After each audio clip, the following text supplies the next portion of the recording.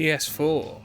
So yes, this is a PlayStation 4 controller that was released in November 2020, so very late into the PlayStation 4's life cycle. The PlayStation 4 is still alive now, but the PlayStation 5's out, so why have they now released the Fusion by PowerA Pro Wireless Controller, Manat Sanfil Pro, with a mappable Pro Pack? So kind of strange to release a PlayStation 4 Pro controller so late in the PlayStation 4's life cycle, and rather not wait to use the same technology for the PlayStation 5. But I just wondered, could this be the ultimate PlayStation 4 controller? Let's crack it open and have a look at what's inside. So first up, I really do like the packaging with this funky design on the bottom, and it's quite heft to it, so it feels premium, I must say. And we'll cut the sides here, get rid of the knife, and then we can just slide this out, I think, unless, nope, there's another protective seal. We'll get that as well. But I don't want to ruin the box because it's a nice box. There we go. So this should now slide out. Maybe the right way around. So very nice packaging for starters, I must say. This very funky design. And then here in the box you get a nice case with the controller as well, which is always helpful. And this is the instruction booklet and everything. Now I also had the Fusion Pro wired edition for the Xbox One, which is an amazing controller and a definite one to go for if you don't want to spend the over £200 on the official Xbox controller. You also get some Fusion PowerA stickers, which are actually quite funky. They're a bit original, those designs. I quite like those. And then there's the manual, but no one ever looks at the manual. And let's crack it open and see what is in the actual case itself. Now, hard case, which is really good if you're someone who travels around with your controller and takes it from place to place. Not that you'd be doing that at the moment, but in future, hopefully. There it is. So, ooh. So a nice bit of foam to keep everything in place.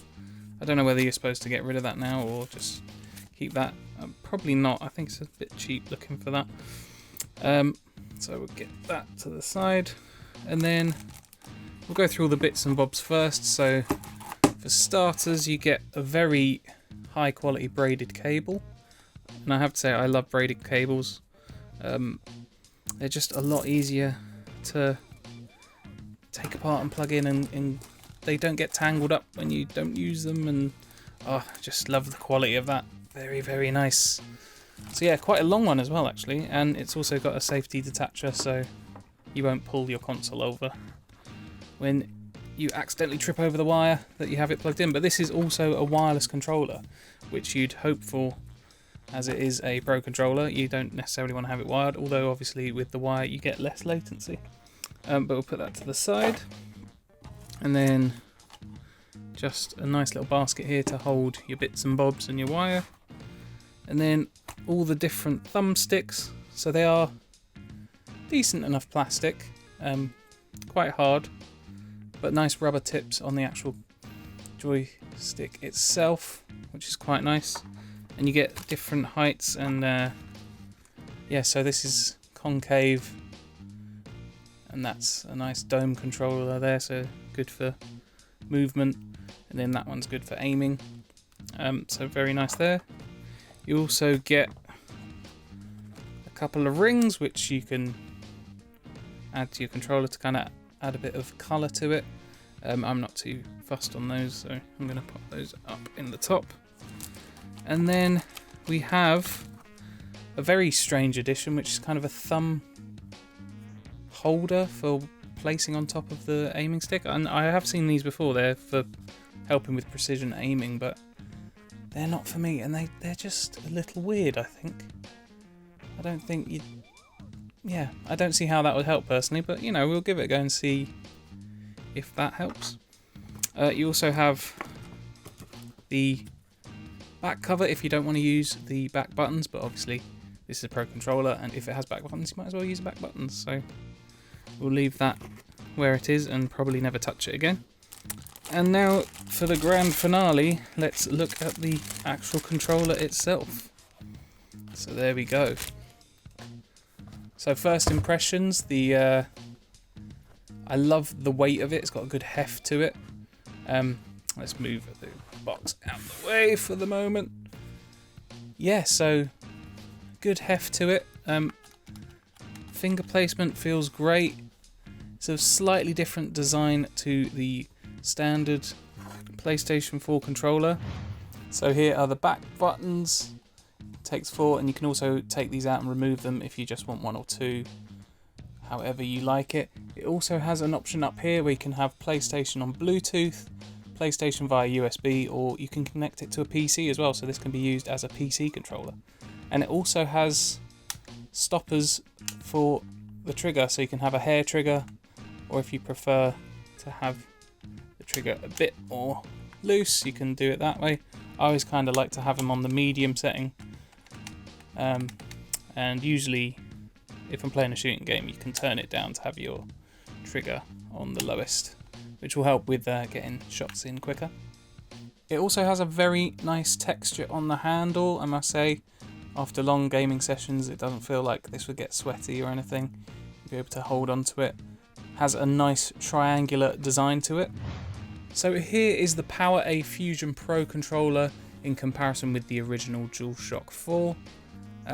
Now this also has a control freak on it, and I have modded it with Xbox One analog sticks, and it also has the PlayStation 4 back button attachment for the back triggers. And I have to say, using this on PlayStation 4 is probably my favourite controller at the moment, and it's going to be hard to beat. But obviously this is now a Pro PlayStation 4 controller, so I'll move that to the side just to take a look at it. And yeah, I have to say the feeling of it, it's got the slightly larger grips, which is good for my big hands. A proper D-pad without the spaces in between like the PlayStation 1 has, but I don't really mind that too much. But to have a proper D-pad is preferable. The buttons feel good. They're about the same size, I'd say, as the original, maybe a little bit smaller. But I like the design, and the touchpad is basically the same. Analog sticks, PlayStation button and speaker. And yeah, it feels very good. The back buttons fit perfectly where your grip normally would go, which is very helpful.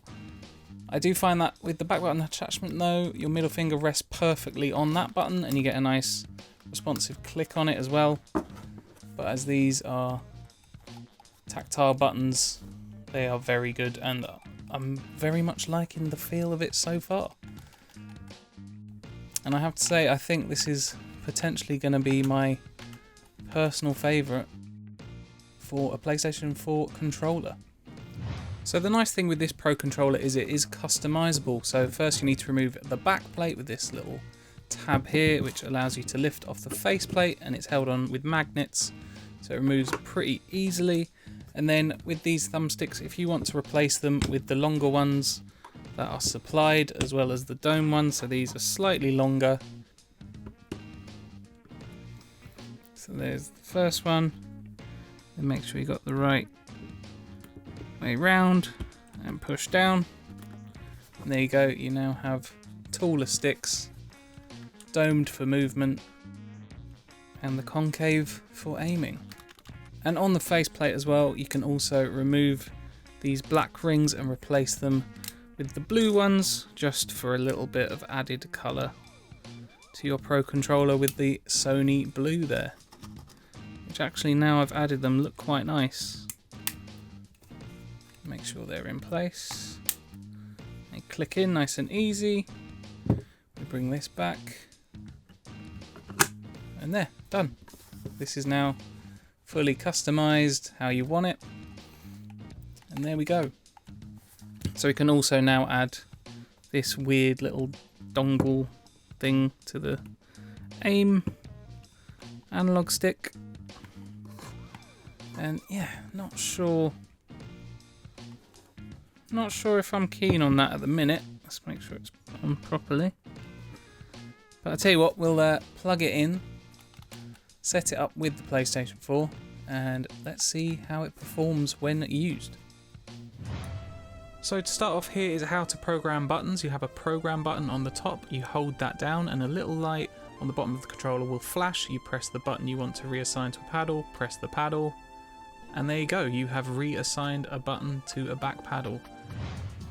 So first up, let's check the D-pad with a bit of Streets of Rage 4. Now I have to say this D-pad feels really good, very good tactical presses, doesn't feel spongy at all, just great all-round D-pad. I love the fact there's no gaps in between and it's a proper fully functional D-pad unlike the one on the DualShock 4, so thumbs up for the D-pad.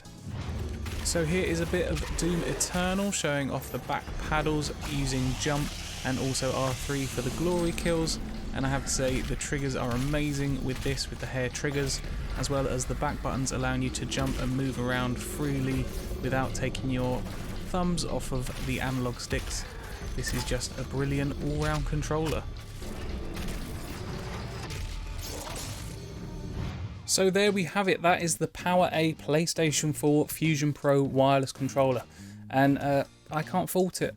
It is probably the best controller I've ever used for a PlayStation 4. There's lots of competitors out on the market in terms of pro controllers for PlayStation 4, and this has to be the best one that I think I've ever used, so I'm very, very happy with it, and no problems so far. So one thing I do wish with this controller is that it was out a little sooner. It seems a little late to be releasing it in late 2020 considering the PlayStation 5 is out, and I'm lucky enough to have a PlayStation 5, so I'm obviously going to be using the DualSense for all the PlayStation 5 games, but I am going through some of my back catalogue of games that I haven't played from PlayStation 4, and the PlayStation 5 supports PS4 controllers, so I will definitely be using this controller to play through all the games I haven't got through yet, such as Days Gone and Last of Us 2 I have still not got around to playing, so they will be enjoyed with this controller, I'm sure. So thank you very much for watching. If you liked it, please leave a like. Please comment down below if you think you'll be getting this controller yourself. And please subscribe to our channel for more gaming goodness. Thank you very much for watching, and we'll see you on the next video. Bye for now.